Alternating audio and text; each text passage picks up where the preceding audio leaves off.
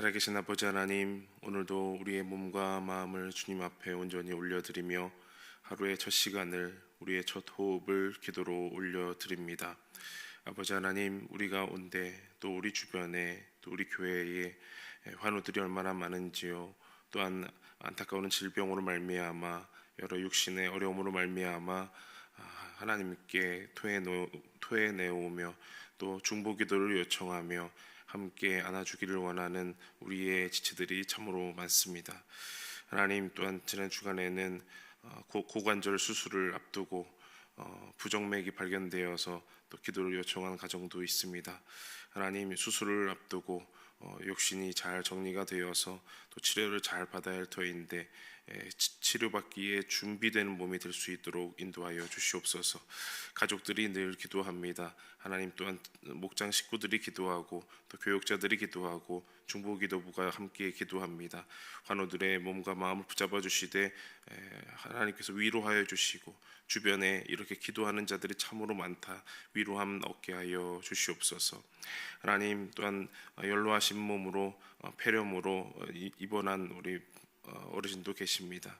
하나님, 어르신들의 질병 가운데 폐렴이 가장 위험하고 호흡기 쪽이 가장 안 좋을 것인데 하나님, 속히 약이 잘 듣고 그 몸의 육신이 또 쾌차할 수 있도록 인도하여 주시옵소서.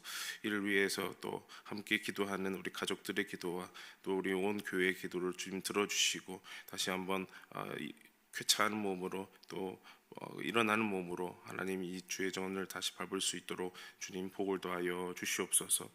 하나님, 또한 성장기 때에 또 청소년기 때에 하나님을 알고자 애쓰고 싶지만 하나님 진로 가운데 또 미래의 불확실 가운데 하나님을 저버리고 또 하나님을 모르고자 외면하는 그런 마음들을 지닌 우리 청소년들이 있습니다. 아버지 하나님, 불쌍히 여겨 주시옵소서. 청년의 때에 청소년의 때에 하나님을 더욱더 알고 하나님께 감사하며 그 미래를 온전히 주님 손에 맡겨드려야 하지만 상황의 어려움으로 믿음의 부족함으로 아직 그때가 이르지 아니하였습니다. 하나님, 불쌍히 여겨주시고 또 이를 위해서 기도하는 엄마 아빠의 기도를 주님 들어주시고 하루속히 주님께서 기다리시고 주님께서 원하시고 주님께서 사랑하신다는 것을 알고 하나님 앞에 온전히 나아올 수 있도록 인도하여 주시옵소서. 검정고시를 준비하기도 하고 또 미래를 위해서 기도하며 꿈꾸기도 합니다. 모든 우리 청소년들 학생들의 마음을 어루만져 주시고 하나님 앞에 기도함으로 소망을 둠으로 나아갈 수 있도록 은혜를 더하여 주시옵소서. 하나, 우리 가정 가운데에서도 여러 질병의 이름을 가진 우리 자녀들이 있습니다. 또 섬유근종으로 말미암아 기도하며 나아가는 또 울며 불며 나아가는 또 삶을 탄식하며 나아가는 우리 자녀들도 있사온데 하나님께서 붙잡아 주시어서 날마다 먹는 것 또 마시는 것 운동하는 것 최선을 다하여 하되 또 낭망하지 않고 실망하지 않고 나아갈 수 있도록 인도하여 주시옵소서. 하나님, 우리 교회를 또 불쌍히 여겨 주시어서 예배처소를 정하여서 예배하며 교제하며 또 선교하며 봉사하며 나아가는 모든 공동체 가운데 함께하여 주시고 날마다 의자를 설치하고 또 치우고 또 청소하고 또 교제하며 나아갑니다. 아직은 몸이 익숙하지 않아서 힘든 시기가 있고 또 여러 시험에 또 도전의 시기가 있지만 하나님, 이 순간을 더 잘 이겨내어서 더욱더 비상할 수 있는 우리 교회 되도록 인도하여 주시옵소서. 하나님, 이제 말씀 가운데로 나아갑니다. 죄의 율법에서 놀라운 것을 오늘도 보게 하여 주시오며 하나님 말씀에 나를 비추어서 정결하고 또 고결한 하나님의 자녀 하나님의 군사가 될 수 있도록 인도하여 주시옵소서. 예수님의 이름으로 기도하옵나이다. 아멘. 하나님 말씀 보겠습니다. 신약성경 누가복음 15장 11절에서 32절, 누가복음 15장 11절에서 32절까지 말씀 우리 교독하시고 32절은 함께 읽겠습니다. 또 이르시되 어떤 사람에게 두 아들이 있는데 그 둘째가 아버지에게 말하되 아버지여, 재산 중에서 내게 돌아올 분깃을 내게 주소서 하는지라. 아버지가 그 살림을 각각 나누어 주었더니 그 후 며칠이 안 되어 둘째 아들이 재물을 다 모아가지고 먼 나라에 가 거기서 허랑방탕하여 그 재산을 낭비하더니 다 없앤 후 그 나라에 크게 흉년이 들어 그가 비로소 궁핍한지라. 가서 그 나라 백성 중 한 사람에게 붙여 사니 그가 그를 들로 보내어 돼지를 치게 하였는데 그가 돼지 먹는 주염 열매로 배를 채우고자 하되 주는 자가 없는지라. 이에 스스로 돌이켜 이르되 내 아버지에게는 양식이 풍족한 품꾼이 얼마나 많은가. 나는 여기서 주려 죽는구나. 내가 일어나 아버지께 가서 이르기를 아버지, 내가 하늘과 아버지께 죄를 지었사오니 지금부터는 아버지의 아들이라 일컬음을 감당하지 못하겠나이다. 나를 품꾼의 하나로 보소서 하리라 하고 이에 일어나서 아버지께로 돌아가니라. 아직도 거리가 먼데 아버지가 그를 보고 측은히 여겨 달려가 목을 안고 입을 맞추니 아들이 이르되 아버지, 내가 하늘과 아버지께 죄를 지었사오니 지금부터는 아버지의 아들이라 일컬음을 감당하지 못하겠나이다 하나 아버지는 종들에게 이르되 제일 좋은 옷을 내어다가 입히고 손에 가락지를 끼우고 발에 신을 신기라. 그리고 살찐 송아지를 끌어다가 잡으라. 우리가 먹고 즐기자. 이 내 아들은 죽었다가 다시 살아났으며 내가 잃었다가 다시 얻었노라 하니 그들이 즐거워하더라. 맏아들은 밭에 있다가 돌아와 집에 가까이 왔을 때에 풍악과 춤추는 소리를 듣고 한 종을 불러 이 무슨 일인가 물은데 대답하되 당신의 동생이 돌아왔음에 당신의 아버지가 건강한 그를 다시 맞아들이게 됨으로 인하여 살찐 송아지를 잡았나이다 하니 그가 노하여 들어가고자 하지 아니하거늘 아버지가 나와서 권한대 아버지께 대답하여 이르되 내가 여러 해 아버지를 섬겨 명을 어김이 없거늘 내게는 염소 새끼라도 주어 나와 내 벗으로 즐기게 하신 일이 없더니 아버지의 살림을 창녀들과 함께 삼켜버린 이 아들이 돌아오매 이를 위하여 살찐 송아지를 잡으셨나이다. 아버지가 이르되 예, 너는 항상 나와 함께 있으니 내 것이 다 네 것이로되 이 내 동생은 죽었다가 살아났으며 내가 잃었다가 얻었기로 우리가 즐거워하고 기뻐하는 것이 마땅하다 하니라. 아멘. 네, 오늘은 좀 본문이 길었는데요, 잘 읽어주셨습니다.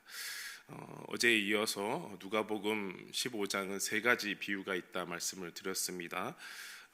잃은 양, 그리고 잃은 드라크마, 그리고 오늘 잃은 아들, 이렇게 세 가지를 줄여서 양드아 이렇게 말을 해요. 양드아, 안 까먹으려고 양드아 세 가지 비유를 외우고는 하는데요. 첫 번째 비유, 두 번째 비유, 그리고 이것을 더 이야기로, 그리고 더 감동적으로 더 깊이 생각하게 하는 그 마지막 잃은 아들 비유까지 오늘 이렇게 나아갔습니다. 우리가 잃은 아들의 비유보다는 흔히 탕자의 비유, 또 돌아온 아들의 비유 이렇게 명명해서 1년에 한두 번 정도는 꼭 설교 말씀으로 또 성경 공부할 때 나눴던 것 같아요. 잃은 아들의 비유 오늘 한번 함께 나눠보겠습니다. 어제의 말씀, 어제 본문의 그 잃은 양 그리고 잃은 드라크마에 비해서 어떤 일들이 있는가, 조금 더 확대된 이야기들이 있는데요. 어떤 나라의 아버지에게 첫째 둘째가 있는데 첫째도 아니고 둘째가 감히 자신이 받을 상속의 일부를 상속을 해달라라고 말을 합니다. 상속이라고 하면은 언제 받는 겁니까? 아버지가 돌아가시고 그리고 그 다음에 받는 건 아니겠습니까? 돌아가시고 난 다음에 첫째, 둘째 자녀들에게 그 분배에 맞게 해서 나눔을 받는 것인데요. 오늘 본문 중에 12절 말씀을 보면요, 12절 말씀 보면은 그 둘째가 아버지에게 말하되 아버지여 재산 중에서 내게 돌아올 분깃을 내게 주소서 하는지라. 아버지가 그 살림을 각각 나눠 주었더니, 저 말 자체를 할 때 이미 혼나야 되는 거 아닌가 싶기도 해요. 아버지, 나에게 줄 거 얼른 지금 주세요. 꼭 막장 드라마에 보면 자주 나오는 그런 대사 같기도 한데, 그런데 더 아이러니한 것은 이런 버릇없는 이 둘째의 발언에 아버지가 각각 나누어 주었다라고 합니다. 각각 나누어 주었다라고 한 거는 첫째도 나누어 주고 또 둘째도 나누어 주고 자기 몫에 맞게 나누어 주었다고 해요. 그래서 이 둘째는 옳다구나 하고 자기 몫을 챙겨서 다른 나라에 가서 그 모든 돈을 다 탕진했다. 우리 성경 말로는 허랑방탕했다, 이렇게 낭비했다라고 해요. 과연 그 씀씀이를, 그런 아들의 그런 삶을 아버지가 잘 몰랐을까? 뭐 그런 내용은 나오지는 않지만, 아버지는 왜 본인이 죽을 때가 된 것도 아닌데 왜 아버지는 재산을 상속해 주었을까라는 첫 번째 질문이 듭니다. 아버지가 이렇게 분별력이 없었을까? 아버지가 왜 둘째에게만, 또 첫째에도 있는데 이렇게 재산을 먼저 이렇게 상속을 해 주었을까?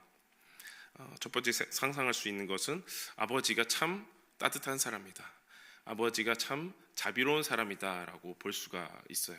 이것저것 계산하지 않고 재지 않고 둘째의 요청에 사랑하니까, 따뜻하니까 그 성품으로 챙겨 주었을 것이다라고 한번 생각을 해봅니다. 자신의 몫을 챙겨서 나간 둘째는 허랑방탕하게 그 모든 재산을 낭비해 버립니다. 이제 다 떨어지고 나니까, 주머니에 한 푼도 없고 나니까 배가 고파요. 배가 고프니까 그제서야 정신을 깨닫게 됩니다. 내가 아버지 곁에 있을 때가 참 좋았지. 심지어 자신의 위치가 아닌 아버지의 품꾼들은 얼마나 풍족할까라고 생각을 합니다. 내가 아들이었을 때 말이야, 이렇게 생각한 것이 아니라 아버지의 종들은 얼마나 배고프고 등 따시게 지낼까라고 생각을 했다라는 거예요. 그런 생각을 할 때가 언제였냐면, 이제 먹고는 살아야 되니까 부정한 돼지, 유대인에게 있어서 돼지는 참 부정한 동물로 여겨지는데, 그 부정한 돼지를 치면서 그 돼지를 잡아먹는 것도 아니고 돼지가 먹는 열매를 먹고자 막 애썼다라고 해요. 얼마나 비참한 신세입니까? 그렇게 줄이고 배고플 때 이제 아버지를 생각하게 됩니다. 아들이었던 지위가 아닌 종의 지위를 생각을 하면서 참 비참한 둘째의 모습을 볼 수가 있죠. 그래서 내가 이렇게 고백해야겠다라고 합니다. 내가 아버지에게 죄 고백을 해야 되겠다. 내가 하늘과 아버지에게 참 죄인입니다. 그리고 나를 이제 아들이라 부르지 마시고 종의 하나로, 품꾼의 하나로 불러주십시오. 내가 그것으로도 만족합니다 라고 고백해야겠다 마음을 먹습니다. 그리고 드디어 일어나서 아버지에게로 이제 돌아가는 거죠. 그런데 성경을 보니까 도착하기도 아직 한참 전에, 집에 도착하기도 한참 전에 아버지를 만났고, 아버지가 뜨겁게 안아주었고 입을 맞추었다라고 되어 있습니다. 20절 말씀 우리 보면요. 이에 일어나서 아버지께로 돌아가니라. 아직도 거리가 먼데 아버지가 그를 보고 측은히 여겨 달려가 목을 안고 입을 맞추니. 군대에 있었을 때 100일 휴가 전에 면회를 할 수 있는 기회가 있었어요. 군대가 점점 좋아지는 시기에 제가 들어갔었는데, 그래서 이제 선임과 함께 뚜벅뚜벅 이제 면회 장소를 위해서 걸어가고 있는데, 저기 멀리서 입구쯤에서 아버지랑 어머니가 오는 게 보였습니다. 멀리서 봐도 알잖아요. 엄마 아빠의 걸음걸이는 알지 않습니까? 적잖이 한 100m 정도까지 이렇게 멀리 있었는데 어머니 아버지가 오는 게 보였습니다. 그런데 이게 웬걸, 어머니가 오다가 넘어진 거예요. 근데 넘어졌는데 손에 들고 있던 냄비까지 와장창 넘어진 걸 봤어요. 나중에 가까이 가서 보니까 그 직접 해오셨던 불고기가 이제 땅바닥에 다 이렇게 넘어지면서, 저는 100m 밖에서도 보였습니다. 그 이제 밖에 쏟아진 그 불고기를 막 담는 걸 막 봤어요. 그래서 이제 면회실에서는 이제 치킨과 피자를 시켜 먹었죠. 이제 그걸 보면서 엄마가 이걸 불고기, 제가 좋아하는 불고기를 해오면서 얼마나 기대했는데 이걸 다 쏟아가지고 얼마나 마음이 아팠을까, 이런 생각을 들었습니다. 멀리서 봐도 이제 알 수가 있는 게, 이제 부모 또 자녀의 그런 관계라고 생각을 드는데, 물음표가 드는 것은 이 돌아온 탕자의 아버지는 어떻게 알고 배웅을 나왔을까라는 질문이 드는 거예요. 어떻게 알고 나왔을까? 뭐 전보라도 쳤나? 이메일이라도 보냈나? 아니죠. 어떻게 알고 나왔을까? 하나밖에 없습니다. 매일 기다렸다는 거예요. 매일. 한 1년 뒤에 올게요 라고 약속한 거 아니잖아요. 나 이제 배고프니까 슬슬 가볼게요, 이것도 아니잖아요. 아버지는 자녀가 매일 돌아오기를 기다렸다. 집 앞에 정도가 아니고 집보다 한참 나와서, 그렇죠? 아직도 집까지 가기는 거리가 먼데 그랬잖아요. 집까지 가기가 한참 나와서 매일 기다렸다라고 볼 수가 있어요. 그래서 둘째는 돌아와서 아버지, 내가 죄를 지었습니다. 내가 품꾼의 하나를 나로 여겨주십시오, 이렇게 말을 하려고 마음을 먹었잖아요. 그래서 아버지, 내가 하늘과 아버지께 죄를 지었습니다.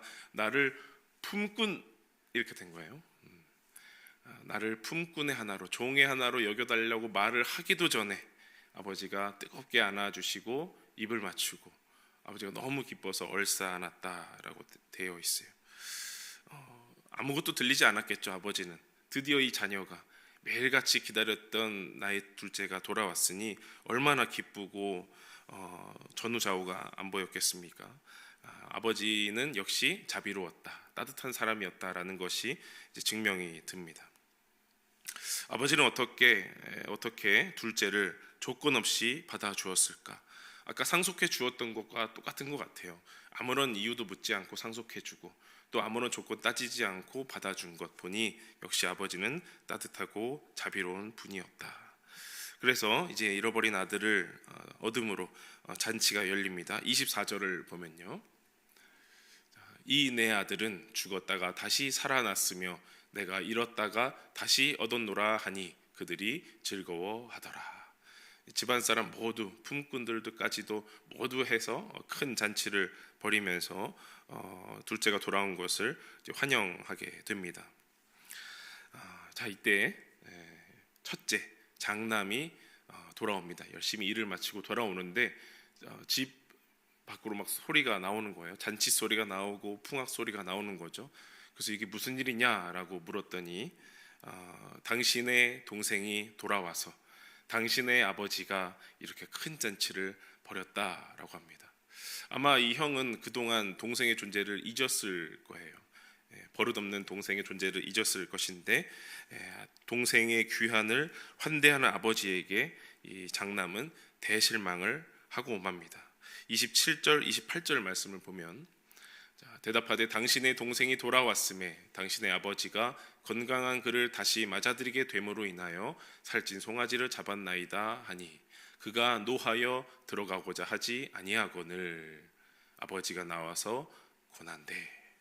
그 잔치에 들어가지 않으려는, 초대를 거부하는 첫째의 모습을 볼 수가 있습니다. 그리고서는 아버지가 들어오라라고 초대를 하였지만 아버지에게 소리를 치면서 아버지는 나와 둘째를 차별하였고 그동안 내가 아버지 곁에서 열심히 일했는데 염소 새끼라도 주지 않았으면서 이게 뭡니까? 저 둘째 놈은 그럴 만한 자격이 없다라고 말을 합니다. 이건 차별입니다. 이거는 불의합니다. 이거는 불공평합니다라고 아버지에게 소리치는 거죠. 그러자 아버지께서는 말씀합니다. 31절 32절 말씀 보면요, 이건 다 같이 한번 읽어볼까요? 시작. 아버지가 이르되 너는 항상 나와 함께 있으니 내 것이 다 네 것이로 돼. 이 내 동생은 죽었다가 살아났으며 내가 잃었다가 얻었기로 우리가 즐거워하고 기뻐하는 것이 마땅하다 하니라. 얘야, 너는 항상 나와 함께 있었잖니. 그게 최고란다. 그러니 내가 갖고 있는 모든 것이 다 네 거잖아 라고 말씀한 거죠. 나는 너와 동행하였다. 그러니 나의 모든 것이 너에게 상속될 것이다. 그러니 너도 나처럼 자비한 마음을, 따뜻한 마음을 품어 보아라 라고 말씀한 겁니다. 이렇게 끝납니다. 오늘 이야기가 마치 열린 결말의 드라마처럼 이렇게 마무리되게 됩니다. 오늘 이 비유의 말씀을 들어보면서 주인은 꼭 하나님 아버지 같다. 그렇죠? 둘째 아들은 이 이야기를 듣고 있는 세리와 죄인들 같다. 하나님 곁에 돌아온 그런 탕자 같은 죄인들이다 싶고, 또 이 첫째 아들이 문제인 겁니다. 어제와 비슷하게 제가 질문을 하나 드려보고 싶어요. 그렇다면 이렇게 질문을 드려봅니다. 어제는 그렇다면 잃어버린 양과 드라크마는 누구일까라고 질문을 드렸어요. 오늘도 질문을 드려보면 그렇다면 잃은 아들은 과연 누구인가라는 거예요. 잃은 아들은 누구인가? 잃어버렸던 아들이 돌아오긴 했어요. 그러면 그 현재, 돌아온 현재 잃은 아들은 과연 누구인가? 여러 해석이 있겠지만 계속해서 아버지와 함께 있었고 아버지의 것을 다 물려받기에 마땅한 그 장남이 정말 이제 잃어버린 아들이 아닌가 싶습니다. 그렇다고 한다면 진정한 그 잃은 아들이 첫째라고 한다면 이 첫째는 바리새인과 서기관들이라고 볼 수가 있겠죠. 어제 말씀과 비교해 보면요, 하나님이 주신 그 말씀을 늘 가까이 하고 있었고, 예수님도 왔지만 그것을 거부하고 함께 있었던 것을 거부하고 하나님의 이 천국 초대도 거부하고 노하여서 아버지에게 대들 정도의 그런 바리새인과 서기관들이 오늘 진정한 잃은 아들 첫째로 볼 수가 있겠습니다. 어제도 이 질문을 드려보면서 우리가 그 자리에 있지 않았으면 좋겠다 말씀을 드렸어요. 우리가 다시 잃어버린 아들이 되지는 말자. 하나님과 함께 있었지만 그 자비를 잊어버리고 그 자비로운 초대를 거부하는 사람이 되지 말자라고 말씀을 드렸습니다. 하나님께서 우리를 맞아주셨고 또 우리와 함께 계셨고 하나님의 모든 것을 우리에게 상속해 주셔서 거룩한 하나님의 자녀가 되었으니 더 이상 스스로 잃어버리지 말자라고 말씀을 드리고 싶습니다. 사랑하는 여러분, 하나님의 성품을 닮아가는, 그래서 여러 비유의 말씀을 들으면서 나의 자리는 어디일까 고민하였다면 오늘 또 어제와 오늘 그 잃어버린 것에 대해서 내 자신을 비유해 보면서 다시는 내가 하나님 앞에 잃은 사람 되지 않도록 하나님 인도해 주옵소서, 하나님 깨우쳐 주옵소서, 이런 마음으로 기도하시며 나아가기를 간절히 바랍니다. 기도하겠습니다. 하나님 곁에 있었지만 그것을 망각하고 하나님의 은혜를 잊어버리고 나는 여태 아무것도 받지 않은 것처럼 하나님 앞에 항변했던 지난 날을 떠올립니다. 첫째가 잃은 아들이었고 그 잃은 아들이 나였습니다. 나의 모습을 다시 한번 되돌아보아서 하나님의 은혜를 계수하게 하여 주시고 이제까지 받은 복을 세어보는 우리 모두 될 수 있도록 인도하여 주시옵소서. 그래서 하나님의 은혜를 날마다 곱씹어 보며 하나님께 감사하며 하나님의 것이 다 내 것이었구나, 하나님의 나라가 나의 나라였구나 라고 여기며 나아가는 우리 온 성도들 될 수 있도록 인도하여 주시옵소서. 하나님의 동행, 하나님의 그 자비하심을 오늘도 깊이 닮아가기를 원하오며 예수님의 이름으로 기도하옵나이다. 아멘. 다 함께 기도하시며 나아가겠습니다.